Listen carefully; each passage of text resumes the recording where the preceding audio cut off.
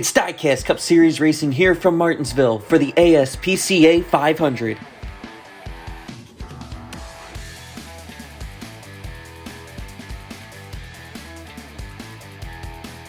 Before the engines get fired, let's head down trackside for last-minute stories.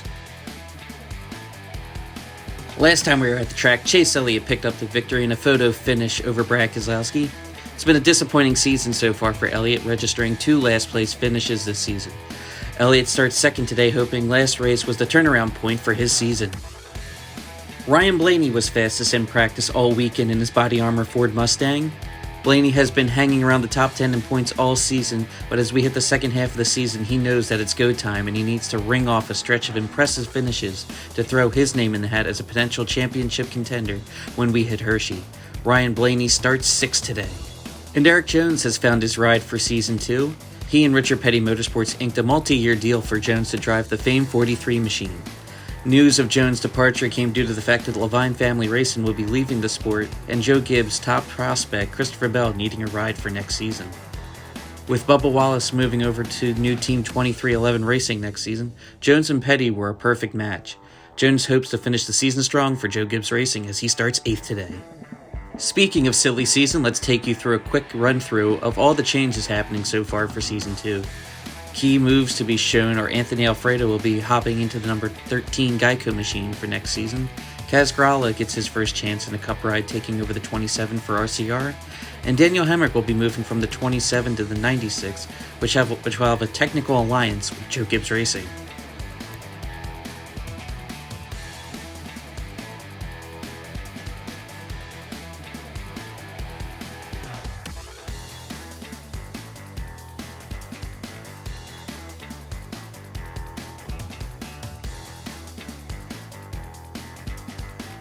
Now let's head down trackside for the command.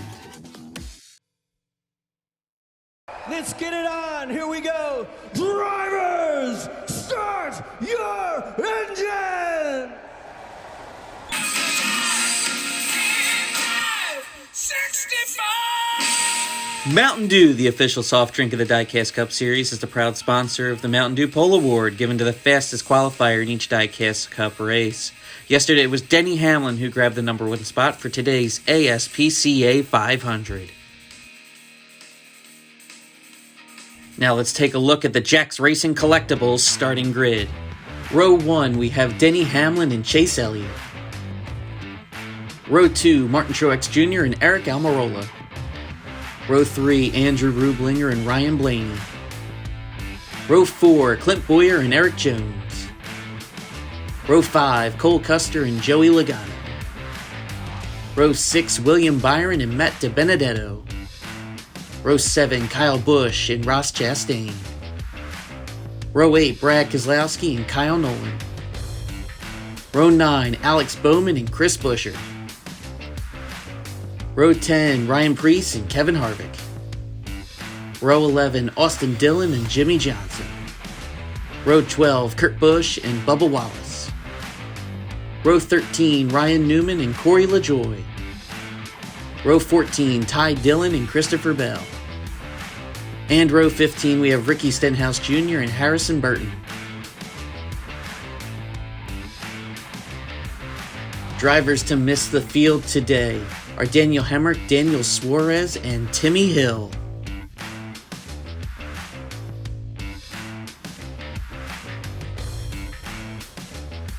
Today's race analysis, 15 laps around the half-mile paperclip, with air temps hitting 88 degrees and track temps hitting 98 degrees. Green flag is out and we're racing here at the paperclip. Denny Hamlin manages to clear Chase Elliott coming off of turn 2, and Chase Elliott's able to get to the bottom entering turn 3. And Chase Elliott goes for the lead in turn 3, diving in on Denny Hamlin. Truex sees an opening and he's going to dive to the inside of Hamlin as well. Cars begin to single file out, and there's a caution on the racetrack. It looks like it's for Austin Dillon in turn 1. Let's go take a look and see what happened to Austin Dillon in turns 1 and 2. It looks like Corey LaJoie, Bubba Wallace, and Austin Dillon were 3 wide entering turn 1, and they just ran out of room, and Bubba Wallace made contact with Austin Dillon, sending him up into the wall.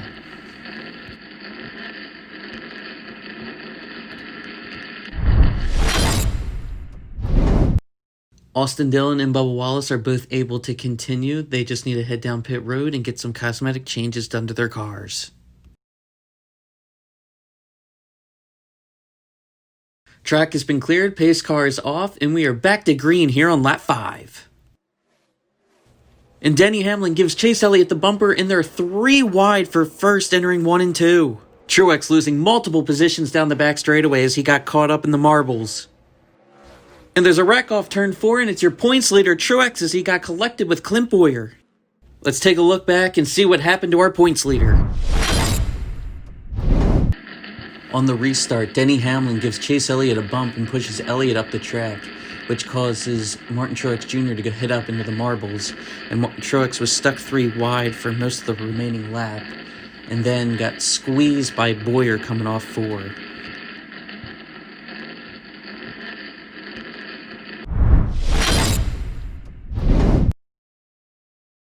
Clint Boyer only has some minor damage to the right rear and the right front and is able to get that repaired and continue on. Same can be said for our points leader as he only has some minor damage to the left front.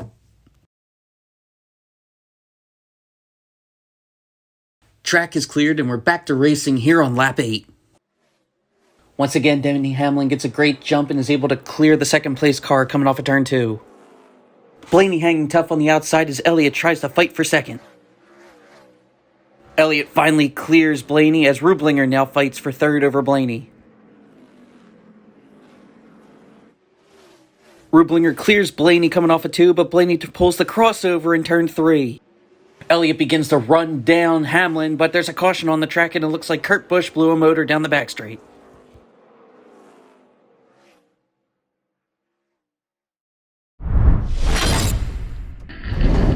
Busch the last few laps was reporting that the motor did not sound right and then eventually went when he was down the back straightaway. This is Busch's first DNF of the season, coming off a strong 4 straight races of top 12 finishes. Track has been dried and we're getting ready for our first green-white checkered finish of the season. Chase Elliott does not get a good jump and Blaney is able to clear him coming off of turn 2 to get into second. Chase Elliott is able to fall in line in third, but the white flag is out. Does Ryan Blaney have anything for Denny Hamlin?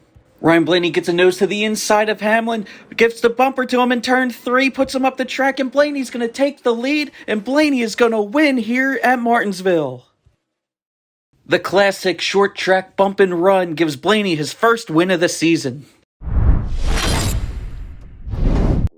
Ryan Blaney got such a good run coming off of turn 2 that he was able to peek his nose to the inside of Hamlin, was able to get the bumper to him, send him up the track, and found his way to victory lane. After the miserable season Denny Hamlin has had, you really know he wanted that victory, finally being able to dominate a race. Hopefully this is a good sign for Denny Hamlin and he's able to keep this momentum going into Season 2.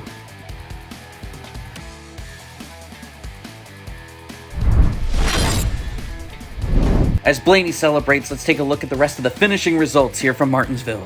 Your top 20 is Blaney, Hamlin, Elliott, Logano, Keselowski, Rublinger, Bowman, Chastain, Custer, Almirola, Jones, Byron, Kyle Busch, Harvick, DiBenedetto, Newman, Priest, Stenhouse Jr., LaJoie, and Wallace.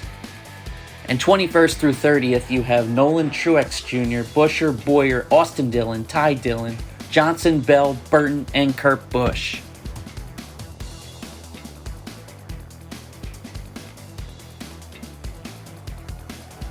Seven races down, 4 to go, and we find ourselves with 7 drivers under a blanket with a chance at this Season 1 championship.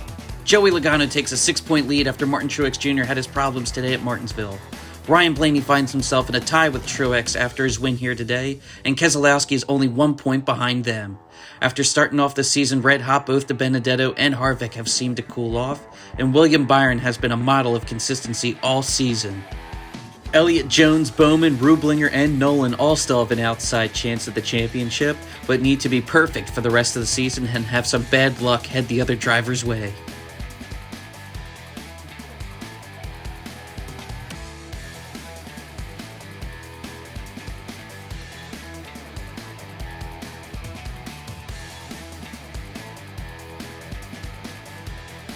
Race 8 of the season takes us to a fan favorite in Rockingham. Hope to see you there, and thanks for watching.